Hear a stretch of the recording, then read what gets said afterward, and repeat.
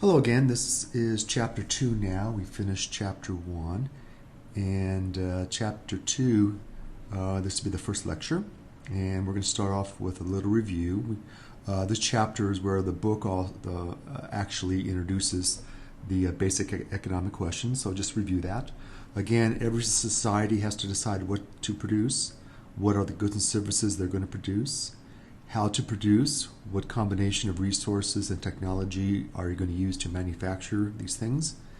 And then the last one is who's going to get all the nice things that we produce. Who gets the beachfront property, houses, who gets the new Mercedes, things like that. And we could decide many different ways. We looked at a whole list of ways how we decide the answer to these questions, but the main way is markets, which is why microeconomics spends a lot of time looking at markets. And then in chapter 2, they introduce the concept of resources. Again, we have land, which are your natural resources, labor, which are human resources. And then we have capital, which again are tools. Capital is not money. So two kinds of tools we have. One is human capital, human tools. That's the knowledge of education, experience, training. And then physical tools, physical capital would be hammers, drill presses, things like that. Together, human capital and physical capital all make labor more productive. And then we have a special type of resource that's found in market systems, and that is entrepreneurship.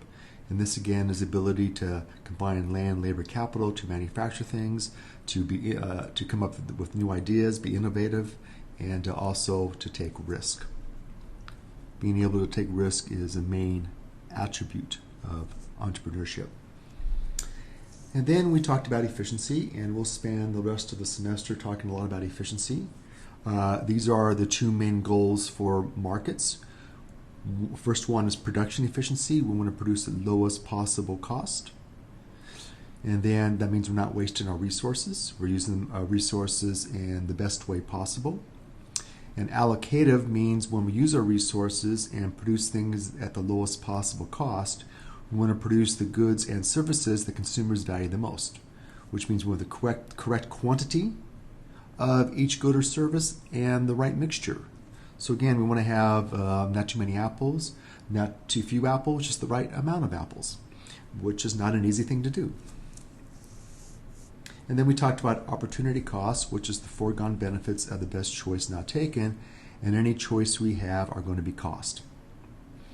Now, in chapter 2, they put all that together to come up with our first economic model. And an economic model really is a way to simplify analysis, to try to take the complex reality out there and try to strip away a lot of it and just leave in the details that we need to do the analysis. And the first one we're going to look at is going to be a production possibilities frontier, also known as your PPF. In other textbooks, they might call it production possibilities curve. I like the frontier, like the way your author has done that, because it can be a curve or it can be just a line. In fact, I'm going to show you both. So this is the curve or line which shows the various production combinations of two goods if all resources are fully and efficiently used. So we want to see right now what we can produce given our current amount of resources as well as our current amount of technology. So we're going to assume two things. We're going to assume that our resources are fixed, meaning they're not going to change. So we have a certain amount of resources and the quality of them stays the same. And the same thing for technology, and that technology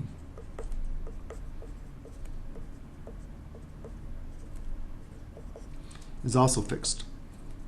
So we're given a certain amount of technology, and that's all we have. And we can't change any of that while we look at our frontier.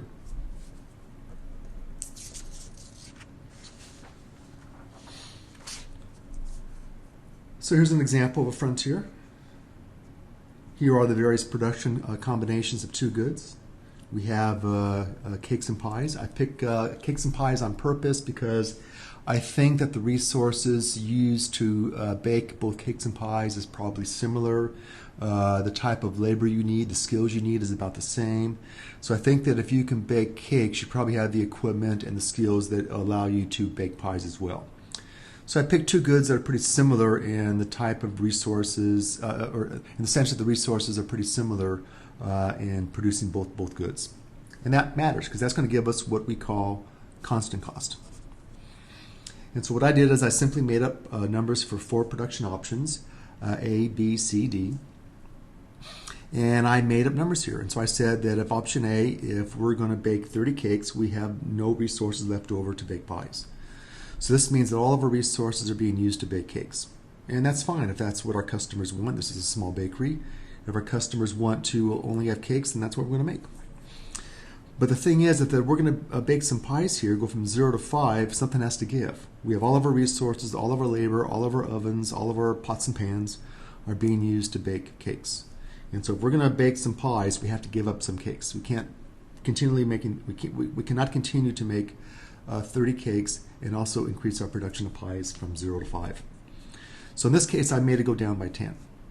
And so over here, the last column, we have the cost of producing 5 more pies. Well, this is not applicable because we're not producing any pies. And now we're producing 5, and so what we gave up right here are 10 cakes.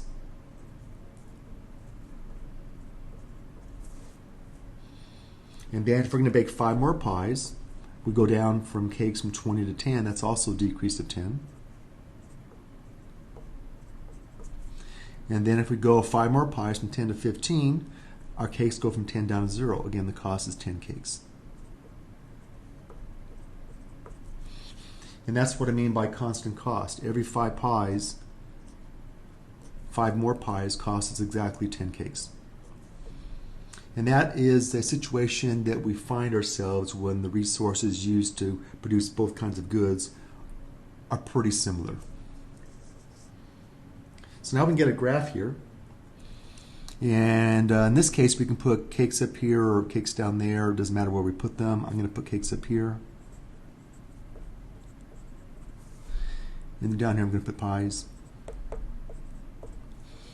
And these are already equally spread out, and so I can just plot these numbers. And so here's 0, and then we have 10 cakes, and equal. I go up again by the same amount. Just eyeball it there. That'll be 10 more cakes, and that'll be 10 more. So that'll be 10, 20, and 30. And these are also equal distance apart, and so I can just plot them right now. You can make that 5, and so if that distance is 5, then another distance out there is going to be 5 more. Another 5 out here would be 15. And just plot the combination. So we have 30 and 0, that's right there. And then we have 20 and 5, and I'll try to use again these dashed lines as reference points. If we do it correctly, it should be a straight line. We'll see if it comes out. There's another combination. And then one more. So if I get my ruler out, and try to line it up, it looks like it's going to come out pretty straight. There.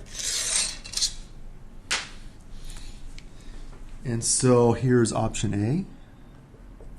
That's option B, option C, and option D. And this line right here is our production possibilities frontier.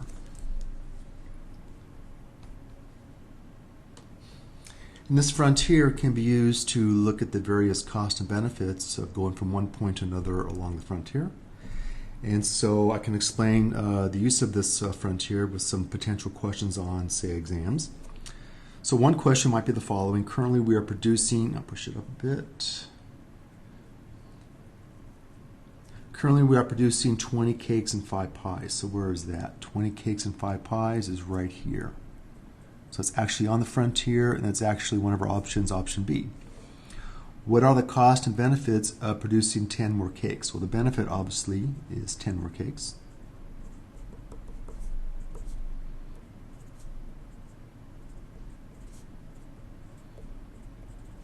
And what's the cost? Now on the frontier, if you move from one point to another, there's always going to be a cost, because any point along the frontier, we're using all of our resources. So one thing you should know about the frontier is that the frontier itself represents production efficiency.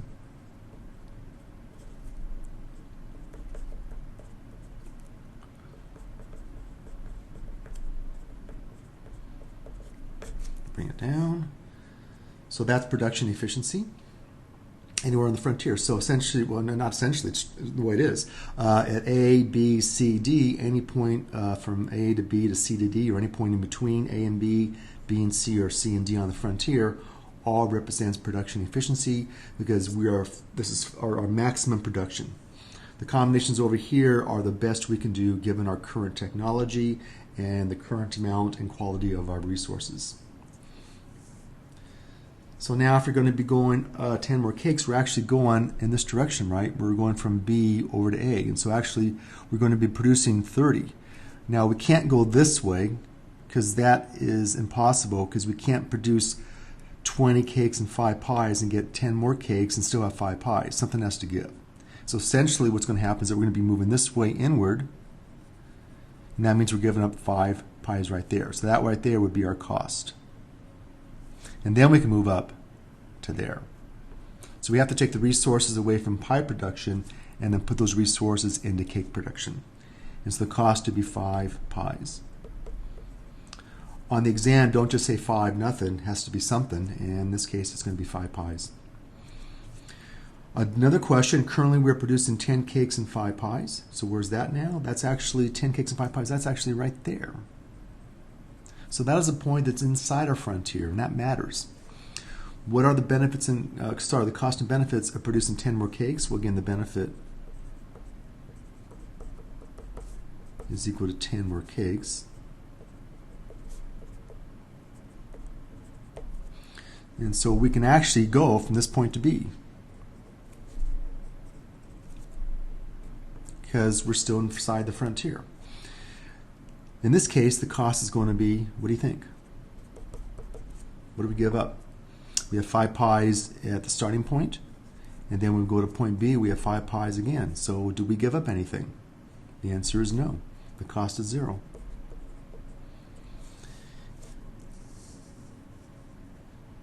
You may think that's good, the cost is 0, but it's not. If the cost is 0, that means that we were not producing to our efficient level. We had resources that were not being utilized. Maybe some of our workforce was in the back room taking a break when they should be working. We were, say, spilling flour, or we were wasting time doing things that we should not be doing, and therefore that was not efficient.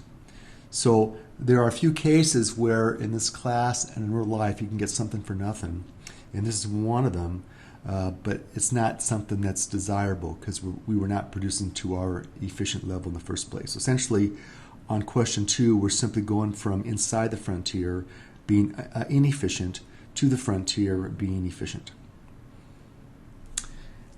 Question 3, what can we say about producing the combination of 20 cakes? That's a 20 cakes and 10 pies. Well, 20 cakes, 10 pies is actually right here.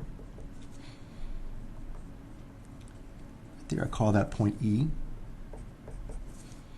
And what do you say about that point? Is it possible? No, it is not possible. If we have 20 cakes, the most we can make is 5 pies. If we're going to be producing 10 pies, the most we could bake is 10 cakes. We don't have enough resources, enough space, enough capacity to produce a combination of 20 cakes and 5 pies. So that would be a point that's currently impossible.